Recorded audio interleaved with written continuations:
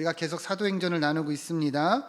지난주에는 스데반 집사에 대해서 이야기를 했어요. 여러분 기억하십니까? 스데반 집사는 어떠한 삶을 살았는가? 은혜와 성령이 충만한 삶을 살았다. 우리가 기억을 하고 있죠. 초대교회가 이 7 집사를 세운 뒤에 큰 부흥이 임하였습니다. 그리고 그 중에 한 사람, 이 스데반 집사에 대해서 설명을 하는데요. 이 스데반 집사가 큰 기사와 표적을 민간에 행합니다. 그러자 이 자유민들이 이를 시기해서 스데반 집사와 논쟁을 했습니다. 그죠? 그런데 어때요? 이 스데반 집사가 하나님이 주시는 지혜와 성령으로 말함을 이들이 감당하지를 못하는 거예요. 당해내지를 못했어요. 그래서 어떻게 합니까? 사람들을 매수했어요. 사람들을 매수해서 거짓으로 증언하는 거예요. 이 사람이 하나님의 성정과 모세의 율법을 모독했다, 이런 죄를 지었다, 공회에 이렇게 거짓 증언을 합니다.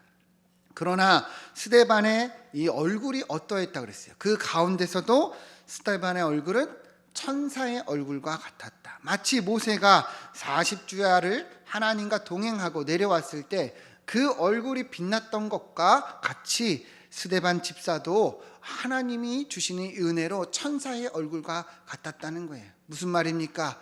이 어려운 역경과 고난 가운데서도 스데반은 어떻게 한 거예요? 하나님과 계속 동행하고 있었다는 것을 말씀하고 있는 거예요. 여러분 기억하시죠? 그 내용까지 우리가 나누었어요. 그리고 이제 오늘 말씀으로 이어지는 거예요. 이 스데반에 대한 재판이 시작이 됩니다. 그리고 스데반은 이제 이 재판에서 대답을 하는데 7장 전체의 내용을 우리가 다 봐야 돼요. 스데반이요, 어떠한 대답을 하느냐? 아브라함 시대부터 다윗, 솔로몬 시대까지 이 개관을 하면서 대답을 하는데 굉장히 중요한 내용이에요. 굉장히 중요한 내용이고, 오늘 이 말씀만 잘 알아도 이스라엘 역사를 어느 정도 이해하는 데 도움이 됩니다. 우리가 오늘 말씀을 보면서 나누면 좋겠는데요. 1절 말씀을 같이 보시면, 자, 이제 스데반에 대해서 자유민들이 거짓 증언을 했죠. 그죠? 이 사람이 하나님의 성정과 율법을 모독했다. 그죠? 그러니까 대제사장이 이제 물어보는 거예요. 정말 이것이 사실이냐? 너가 그러한 죄를 지었느냐? 묻는 거예요. 그죠? 그러자 2절을 보면 스데반이 대답을 합니다. 자, 여러분 부영들이여 들으소서. 우리 조상 아브라함이 하란에 있기 전 메소포타미아에 있을 때 영광이 하나님께서 그에게 보였다, 이렇게 얘기를 합니다. 무슨 말이냐? 스데반 집사가 얘기하는 것은 우리 이스라엘 민족의 기원, 우리 이스라엘 민족이 어떻게 시작이 되었느냐, 거기서부터 얘기를 하는 거예요. 여러분 이해가 되시죠? 그러니까 아브라함이요, 이 하란에 있기도 전에 이 메소포타미아에 있을 때 하나님께서 그에게 보이셨다는 거예요. 하나님이 아브라함을 만나 주셨다는 거죠. 그래서 3절을 보면 뭐라고 말씀하시냐? 이르시되 너 고향과 친척을 떠나 내가 내게 보일 땅으로 가라 하시니. 자, 4절 보시면 아브라함이 이곳을 떠나서 너희가 지금 사는 이 땅으로 옮기셨느니라 말씀합니다. 마지막에 보이시죠? 그러니까 이 이스라엘 민족이 어떻게 시작이 된 거예요? 하나님이 아브라함을 택하시고 부르셔서 보내셔서 지금의 이 땅까지 오게 되었다는 거예요. 이렇게 이스라엘 민족이 시작이 되었다는 거죠. 자, 그리고 5절부터의 내용을 보시면 이제 제가 정리를 하면 하나님이 아브라함을 부르시고 택하셨어요. 그죠? 그리고 보낼 땅으로 가라 말씀하셨는데, 지금의 이 이스라엘 민족이 살고 있는 땅은요, 사실 아브라함에게 주신 것은 아니죠. 그죠? 아브라함의 후손들에게 주실 것을 약속하셨어요. 처음부터 아브라함을 부르시고 이것을 말씀하셨는데, 내 후손들이 다른 땅에서 나그네와 같이 400년을 살다가 후에 나와서 이 가나안 땅으로 들어가게 될 것이고 내가 그 땅을 너희에게 줄 것이다 말씀하셨습니다. 그래서 이스라엘 역사를 우리가 잘 알고 있는 것처럼 아브라함 시대부터 이어져서, 그죠? 그래서 애굽 시대가 있고, 그죠? 가나안 시대가 있잖아요. 그죠? 그것을 미리 하나님이 아브라함을 통해서 약속하셨다는 거예요. 그러니까 이스라엘 민족이 그렇게 시작이 되었다는 거죠. 그래서 지금 스데반 집사는 너희가 이 땅에 거주하고 있는 것이다, 이렇게 말씀하고 있는 거예요. 자, 그리고 이제 중요한 내용이 이제 8절에 언급이 되는데요. 우리 8절 말씀 같이 한번 읽어봅시다. 시작. 언약을 아브라함에게 주셨더니 그가 이삭을 낳아 8해 만에 할례를 행하고 이삭이 야곱이 우리 12조상을 낳으니라. 아멘. 자, 스데반 집사가요 이 이스라엘 민족의 기원을 얘기를 했어요. 그리고 뭘 얘기하냐면 할례의 언약을 하나님이 아브라함에게 주셨다 이야기합니다. 여러분 할례의 언약, 여러분 할례를 잘 알고 계시죠? 그러면 언약은 뭐예요, 여러분? 언약이 뭐예요? 약속이에요. 근데 이 말씀은 그리고 맺을 소, 그래서 말씀으로 맺었다는 거예요. 그러니까 하나님이 아브라함에게 무엇을 약속하셨어요? 내가 너로 큰 민족을 이루겠다. 그죠? 이게 언약이에요. 그죠? 근데 그 증표로 할례를 행하게 하셨다는 거예요.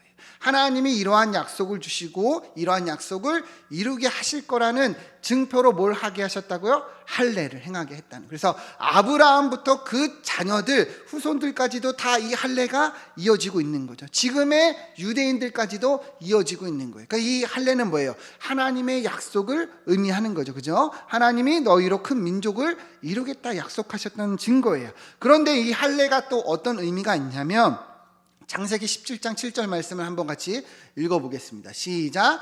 내가 내 언약을 나와 너 및 내 대대 후손 사이에 세워서 영원한 언약을 삼고 너와 내 후손의 하나님이 되리라. 아멘. 이 말씀은요 하나님이 아브라함에게 할례를 주실 때 또 같이 함께 주신 말씀이에요. 그러니까 이 할례가 하나님의 약속을 의미하지만 이 약속이 또 뭘 의미하냐면 하나님이 너희의 하나님이 되리라. 이 할례를 통해서 약속하셨다는 거예요. 하나님이 너희의 하나님이 되리라. 내가 너희와 영원히 함께 하시겠다는 그 약속이 뭐예요? 할례라는 거예요. 그 증표를 주셨다는 거예요. 이해가 되십니까, 여러분? 네. 자, 그러면 여러분 한번 질문해 볼게요. 오늘날 우리는 할례를 받습니까? 안 받습니까? 할례를 받아요? 안 받아요? 왜 안 받아요? 하나님이 분명히 약속하셨잖아요. 할례를 통해서 내가 너희의 하나님이 되리라. 내가 너희로 큰 민족이 되게 하리라. 내가 너희와 함께 하겠다는 약속이 할례예요. 그죠? 그러면 왜 우리는 왜 안 받습니까? 받아야 되는 거 아니냐는 거죠. 자, 우리 로마서 2장 28절 29절을 보시면 이런 내용이 있어요. 사도 바울이 뭐라고 얘기하느냐? 무릇 표면적 유대인이 아니요 표면적 육신의 할례가 아니라. 그러니까 뭐예요? 겉으로 나타나는 할례가 진짜 할례가 아니라는 거예요. 자, 29절 보면 오직 이면적 안에 있는 유대인이 유대인이고 할례는 어디에다라고 얘기합니까? 마음에 할지니 영에 있고 율법 조문에 있지 아니한 그것이라 말합니다. 그러니까 할례는 이제는 육신, 표면적, 겉으로 드러나는 할례가 아니라 어디에 있는 거예요? 마음에 있는 거예요. 여러분 마음의 할례가 뭐예요? 믿음이에요. 믿음. 여러분 우리가 예수 그리스도를 믿는 믿음이 있죠. 그죠? 이 믿음이 뭐예요? 마음의 할례라는 거예요. 무슨 말이냐? 하나님이 우리의 하나님이 되시겠다는 그 증표, 하나님이 우리와 함께 하시겠다는 그 증표가 뭐라는 거예요? 믿음이라는 거예요. 그러니 우리가 더 이상 할례를 받을 필요가 있어요? 없어요? 없다는 거예요. 우리는 이미 마음의 할례, 믿음이 우리 안에 있기 때문이라는 것이죠. 이해가 되시죠? 그러니까 그때에는 하나님이 아브라함을 통해서 이 할례를 행하게 하시고 그러한 증표를 주셨다는 거예요. 스데반 집사가 이제 요셉에 대해서 이제 또 이야기를 합니다. 9절 10절을 보면 자, 여러 조상이 9절 10절 보시면 여러 조상이 요셉을 시기하여 애굽에 팔았더니 하나님이 뭐라고 얘기합니까? 그와 함께 계셨다 이렇게 말합니다. 자, 이제 아브라함 시대에서 요셉의 시대로 넘어가는 거예요. 그런데 요셉은 형들의 시기로 인해서 애굽의 종으로 팔려갔죠. 그죠? 그렇게 비참한 그런 어떤 삶의 시작이 되었어요. 그런데 스데반 집사가 무엇을 말합니까? 그럼에도 하나님이 그와 함께 계셨다. 보이시죠? 그죠? 하나님이 요셉과 함께 계셨다는 거예요. 비록 종으로 팔려갔지만 하나님이 함께 계셨다. 우리가 앞서 할례의 의미에 대해서 얘기했죠. 하나님이 함께 하시겠다고 뭘 하셨어요? 약속하셨어요. 정말 함께 하고 계시다는 거죠. 그래서 10절을 보면 요셉의 삶이 어떠합니까? 그 모든 환난에서 건져내사 애굽 왕 바로 앞에서 은총과 지혜를 주심에 하나님이 그를 애굽의 온 통치자로 세우셨다는 거예요. 여러분 잘 보세요. 비록 환경이 어려워요. 그죠? 상황이 어려워요. 그러나 하나님이 함께 하시니 이 요셉이 이처럼 통치자가 되었다는 것을 분명하게 말씀하고 있는 거예요. 그럼 여러분 우리도 동일하죠. 그죠? 우리도 하나님 우리에게 뭘 주셨어요? 믿음을 주셨잖아요. 하나님이 우리와 함께 하시겠다는 약속이에요. 그죠? 그러면 우리가 어떤 상황에서도 이 하나님이 함께 하심으로 승리할 수 있어요? 없어요? 있어요. 지금 힘들고 어렵고 고난이 있을 수 있지만 우리도 요셉처럼 하나님이 함께 하시기에 승리할 수 있다는 것입니다. 이해가 되시죠? 그러니까 계속 역사적으로 이걸 이어지고 있어요. 자, 그런데 왜 하나님이 그러면 이 요셉을 애굽의 종이 되게 하셨는가? 11절부터 보시면 그때 애굽과 가나안 온 땅에 뭐가 들어요? 흉년이 들어요. 그래서 큰 환란이 있고 우리 조상들 야곱의 가족들도요 양식이 없게 되는 거예요. 그죠? 그러나 12절을 보면 애굽의 양식, 곡식이 있다는 말을 듣고 이제 야곱의 가족들이 애굽으로 가게 되는 거죠. 그죠? 근데 거기서 누굴 만나는 거예요? 요셉을 만나게 되는 거예요. 그러니까 요셉이 비록 종으로 애굽에 가서 정말 이 모진 고난을 겪었지만 다 그 가운데 뭐가 있는 거예요? 하나님의 뜻이 있었다. 하나님이 내버려 두지 않으시고 요셉과 함께 하셔서 이 민족을 구원하시고 구출하시고 또 이 민족을 붙드셨다는 것을 말씀하고 있는 거예요. 여러분 그래서 우리도 그렇게 살아가야 되는 거예요. 무엇으로? 믿음으로. 여러분 지금 보이지 않아요. 그죠? 왜 하나님이 우리에게 나에게 이런 고난을 주실까? 왜 이렇게 힘든 일을 주실까? 이해가 되지 않을 때가 많이 있습니다. 그죠? 그러나 우리가 보이지 않아도 하나님을 바라보면 우리가 그 하나님의 뜻과 섭리가 우리 삶 속에 이루어지게 되는 것을 보게 된다는 거예요. 분명한 것은 뭐예요? 하나님이 우리와 함께 계시다. 하나님이 우리를 붙들고 계시다. 우리의 그 믿음이 증거요, 증표라는 거예요. 여러분 이러한 소망을 가지고 우리도 나아가기를 축원합니다. 자, 그렇게 이스라엘 민족을 하나님이 계속 붙들고 계시죠. 아브라함에게 약속하신 그 약속이 계속 이루어지고 있는 거잖아요. 그죠? 자, 그리고 이제 이 요셉이 지나 이제 누구의 때가 시작이 되죠? 모세의 때가 시작이 되죠. 그죠? 하나님께서 아브라함에게 약속하셨어요. 너희 이제 후손들이 이방 땅에서 나그네가 돼서 400년 동안을 있을 것이다. 이 이방 땅이 어디예요? 애굽이죠. 그죠? 애굽에 이제 야곱의 가족들이 이제 들어와서 요셉의 때에 내려와서 400년을 거주하게 되는데요. 정말 하나님의 말씀대로요. 이 야곱의 가족이 70명, 75명에 내려왔다고 얘기를 하는데 400년 뒤에는 몇 명이 되는지 아십니까? 장정만 60만 명이 되었다는 거예요. 장정만 60만. 75명이 내려왔는데 장정만 60만 명이라는 거예요. 그러면은 여자들이나 아이들까지 합치면 노인들까지 합치면 좋게 200만 명은 넘었다는 거예요. 그러니까 엄청난 큰 번성을 이루었다는 것을 알 수 있죠. 하나님의 약속이 계속 이루어져 가고 있음을 보여주고 있는 거죠. 하나님이 큰 민족을 이루시겠다고 하셨잖아요. 그죠? 그런데 이제 시간이 지나고 이제 어떤 문제가 발생하느냐? 요셉이 애굽의 총리였어요. 그죠? 근데 시간이 지나고 요셉이 죽으니 이제 애굽의 왕들도 계속 바뀌죠. 그죠? 그러니까 애굽의 왕들이 요셉을 알지 못하니 이스라엘 민족을 경계하는 거예요. 왜요? 이 민족이 심히 번성한 거예요. 너무 큰 거예요. 그러니 애굽의 민족에 어때요? 위협이 될 수 있으니까 경계를 합니다. 그래서 어떻게 합니까? 고욕을 시키고 종으로 삼고 노역을 시켰다는 거예요. 그리고 나서 이제 어떻게 됩니까? 하나님께서 이 모세를 택하사 이 민족을 구원하시기로 작정하시는 거예요. 아브라함에게 하셨던 그 말씀대로요, 이제 이 민족을 이끌어내시는 거예요. 하나님께서 모세를 시내산 광야에서 만나 주시는데요, 이 가시나무 떨기 불꽃 가운데서 모세에게 말씀하시죠. 나는 내 조상의 하나님이라. 내 백성이 애굽에서 괴로움을 받고 또 탄식하는 소리를 내가 듣고 이제 구원하려 내가 너를 보낸다. 분명하게 말씀하셨어요.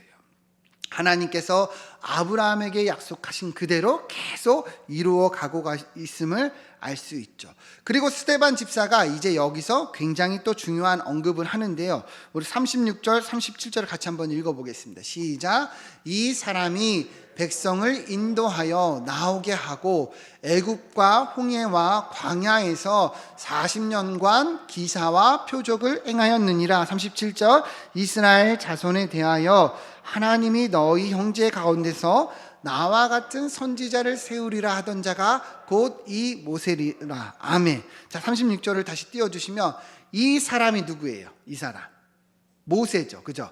모세가 백성을 인도하여 나오게 하고 애굽과 홍해와 광야에서 큰 기사와 표적을 행했습니다. 그죠? 스데반이 모세를 얘기하고 있어요. 그런데 37절을 보면 근데 이 사람 모세가요, 이러한 일을 행했지만 또 한 가지 예언을 했는데요. 이스라엘 자손에 대하여 하나님이 너희 형제 가운데서 나와 같은 선지자, 그러니까 모세와 같은 선지자를 세우리라 말씀했다는 거예요. 이해가 되십니까? 그러니까 모세가 나처럼 그러한 사람을 세울 것이다, 후에 나올 것이다 말씀했다는 거예요. 모세와 같은 선지자가 누구예요? 이스라엘 백성들을 구원할 자라는 거예요. 여러분, 이 선지자가 누구를 얘기하는 거예요? 예수 그리스도예요. 예수님께서 자기의 백성들을 죄에서 구원하시고 많은 이적과 기사를 행하실 것을 모세는 이미 예전에 예언하고 있었다는 거예요. 여러분, 이 의미가 뭡니까? 모세는요, 앞으로 오실 예수님의 모형이에요. 그림자예요. 모세가 이것을 보여주고 있는 거예요. 그리고 모세도 이 예수님을 예언하고 있었다는 것을 스데반 집사는 지금 증거하고 있는 거예요. 너희 들으라는 거예요. 우리 예수님이 그냥 오신 분이 아니라는 거예요. 이미 그렇게 예언되어 있었다는 거예요. 이 이스라엘 민족의 시작과 기원 가운데서도 예수님은 미리 오실 것이 예언되어 있었다. 모세가 말한 그 선지자가 누구예요? 예수님이라는 것을 분명하게 말씀하고 있는 거예요. 자, 그리고 이어지는 내용을 보면, 자, 39절 보면 하나님께서 모세를 세워서 애굽에서 인도해 냈습니다. 그런데 이 이스라엘 백성들이 어떻게 합니까? 모세에게 복종하지도 아니하고 거절하여 그 마음이 도리어 애굽으로 향했다. 무슨 말이에요? 하나님이 모세를 통해서 이스라엘 백성들을 구원했지만 이스라엘 백성들은 오히려 모세를 따르지 않았다는 거예요.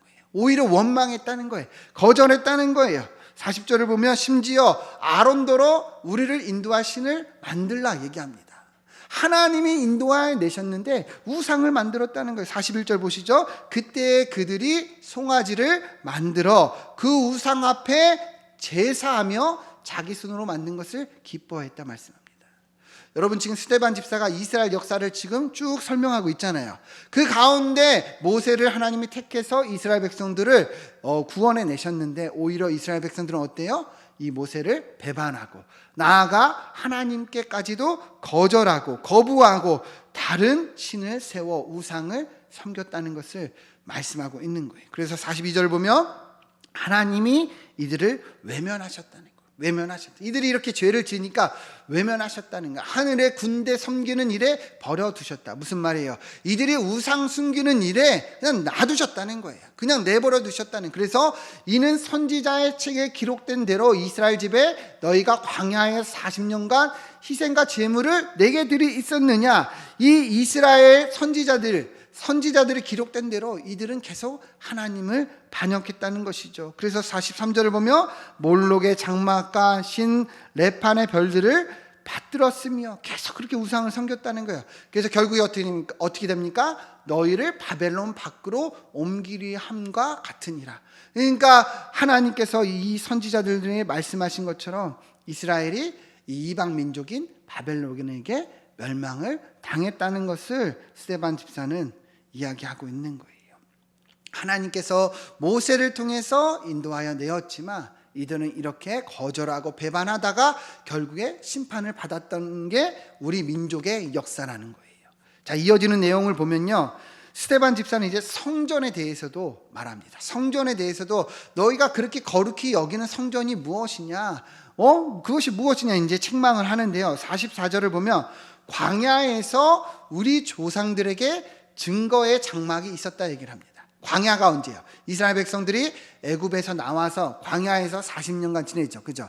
그때 증거의 장막이 있었대요. 이게 뭐예요? 성막이죠. 성막. 하나님이 모세에게 성막을 세우게 하셨잖아요. 그래서 지성소가 있고, 그죠? 여러분 다 알고 계시죠? 그래서 이 성막이 무엇을 의미합니까? 하나님이 이 성막을 중심으로 이스라엘 백성과 함께 하셨다는 것을 이야기하는 거예요. 그래서 45절을 보면 우리 조상들이 그것을 받았어요. 성막을 이어서 받았어요. 그래서 끝에 보면 여호수아와 함께 가지고, 그러니까 이 성막으로 가나안 땅에 들어갔다는 얘기예요. 그죠? 그리고 어디까지 이어갔어요? 다윗 때까지 이르렀다. 그러니까 다윗 때까지 이 성막이 있었다는 거예요.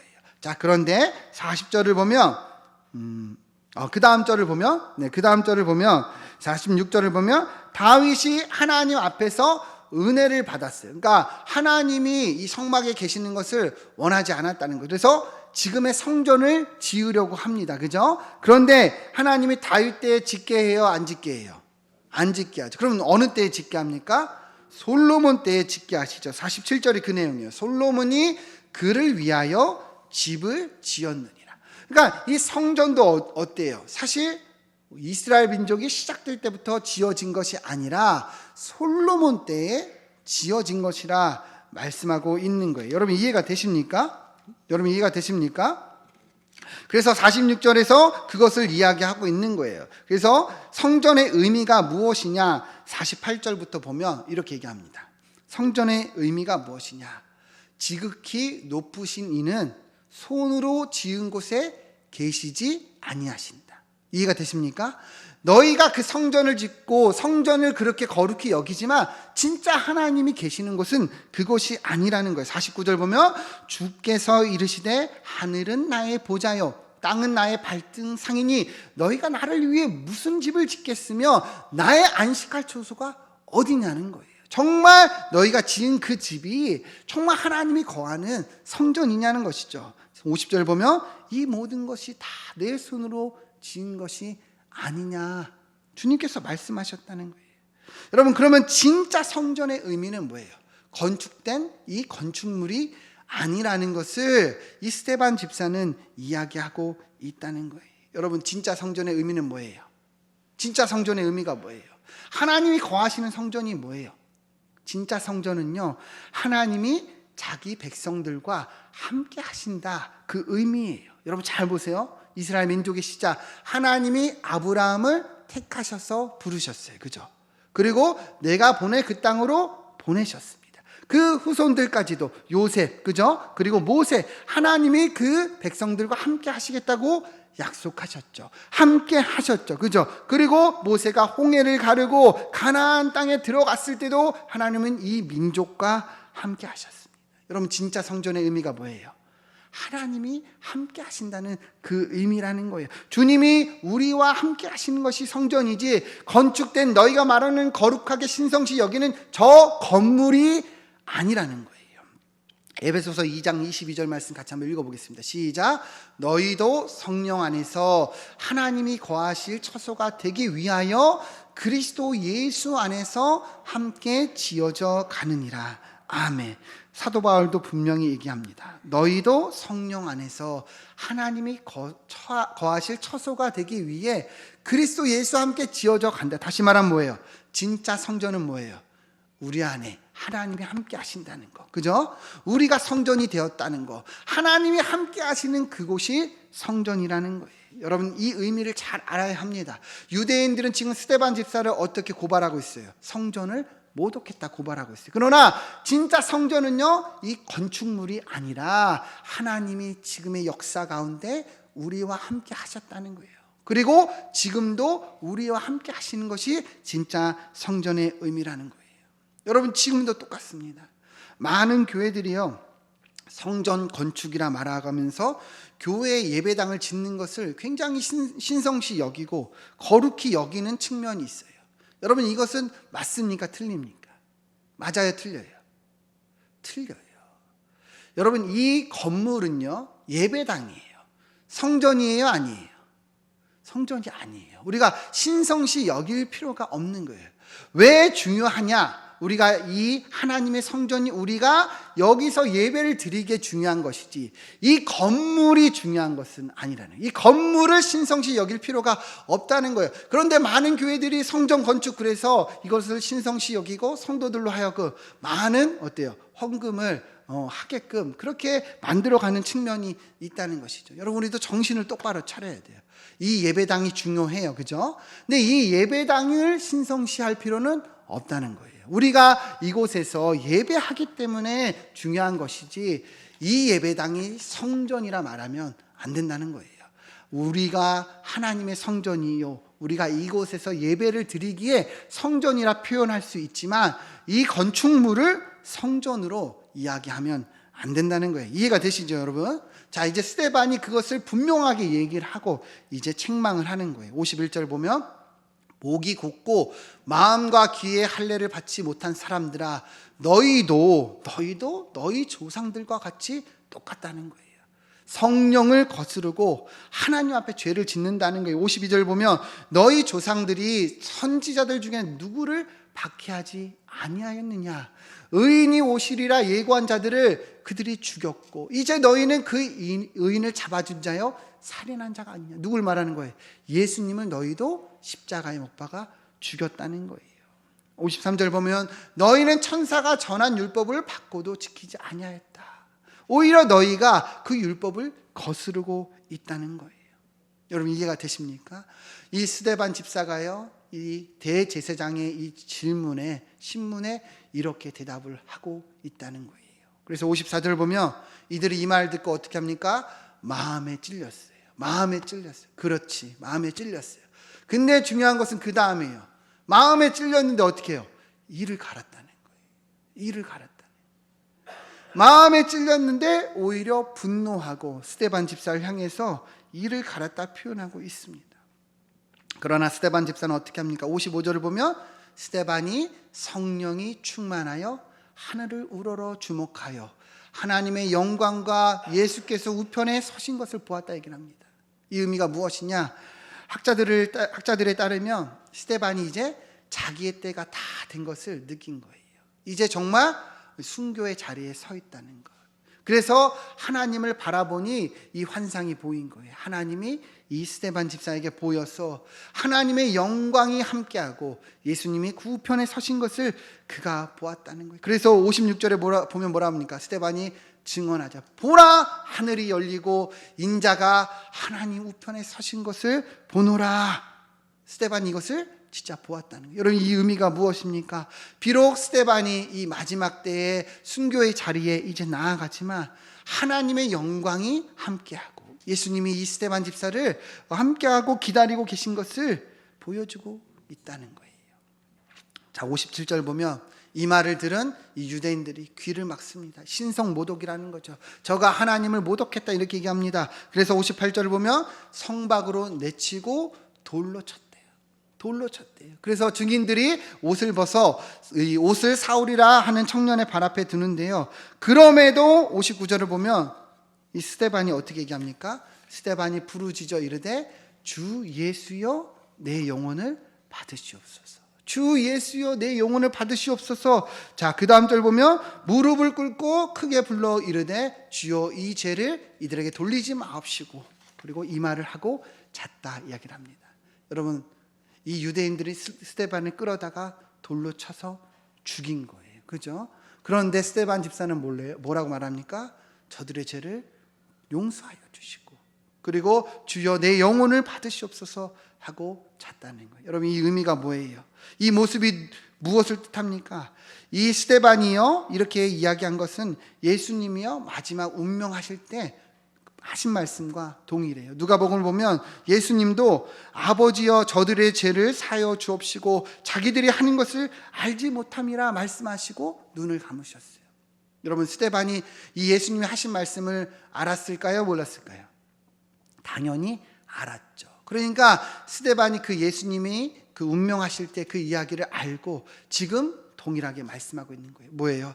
끝까지 스데반은 그 죽음의 현장에서도 예수님을 따라가고 예수님의 말씀을 증거하고 실천했다는 것을 보여주고 있는 거예요. 비록 순교를 당하지만 끝까지 주님의 가르침을 실천했다는 것이죠. 여러분, 우리도 이 스데반 집사의 삶을 잘 보기를 원합니다. 정말 이 생애가 짧아요. 그죠? 그런데 너무 많은 것을 우리에게 보여주고 있습니다. 여러분, 우리도 이 스데반 집사처럼 끝까지 주님을 따라가고 주님의 가르침을 우리가 실천하는 귀한 삶이 되기를 소망합니다. 오늘 말씀을 보면 스데반이 그렇게 안타깝게 순교를 했지만 그의 죽음이 누구와 연결이 되느냐? 58절을 보면요, 이 사울이라 하는 청년과 이어지는 것을 봅니다. 그죠? 성 밖으로 내치고 돌로 칠새 증인들이 옷을 벗어 사울이라 하는 청년에게 두었다는 거예요. 이 사울이 누구예요? 우리가 말하는 사도 바울. 그죠? 사울이요, 원래는 이렇게 주님을 핍박하고 또 이 성도들을 박해하던 자였어요. 그러나 스데반의 순교가 이 사울이라 하는 청년으로 이어지고 있는 거예요. 비록 우리가 볼 때는 안타깝게 죽음을 당한 것 같지만 그렇지 않다는 것이죠. 하나님이 그의 영혼을 받으시고 이의 죽음이 이 사도 바울에 연결돼서 바울이 그 마음을 가지고 평생의 복음을 전해왔다는 것을 알 수 있다는 거예요. 또 특별히 60절을 보면 스데반이요, 죽었다고 표현하지 않고 이 말을 하고 뭐라고 합니까? 잔이라. 스데반이 죽었어요, 안 죽었어요? 죽었어요, 안 죽었어요? 죽었으나 안 죽었어요. 이게 성경이 우리에게 말하는 성도의 죽음이에요. 죽으나 성경은 잔다 표현하는 거예요. 무슨 말입니까? 마지막 때에 주님이 오실 때 그 영혼이 소생된다는 거예요. 그 몸이 다시 부활한다는 거예요. 누구처럼요? 예수님처럼요. 여러분, 이것이 오늘 말씀이 우리에게 보여주고 있는 그 확실한 증거라는 거예요. 여러분, 우리도 끝까지 주님을 닮아가 이 스데반처럼 실천하고 우리 마지막 때까지 정말 이 순교의 삶을 다할 때까지 나아가 우리도 주님 안에서 자기를 소망합니다. 그래서 마지막 때 주님과 함께 부활하여 나아가기를 정말 주님의 이름으로 축원드립니다. 이 스데반의 생애 정말 안타깝고 인간적으로 보면 참 어려운 부분이 있지만 분명하게 성경은 이 스데반의 순교가 헛되지 않음을 이야기하고 있어요. 그의 죽음이 이 사도 바울에게 연결되고 그의 죽음이 그리스도 안에서 다시 자고 있음을 이야기합니다. 여러분, 우리 인생이 이와 같은 거예요. 우리도 주님 안에서 이러한 소망으로 주어진 삶을 끝까지 나아가기를 주님의 이름으로 축원드립니다. 함께 기도하겠습니다.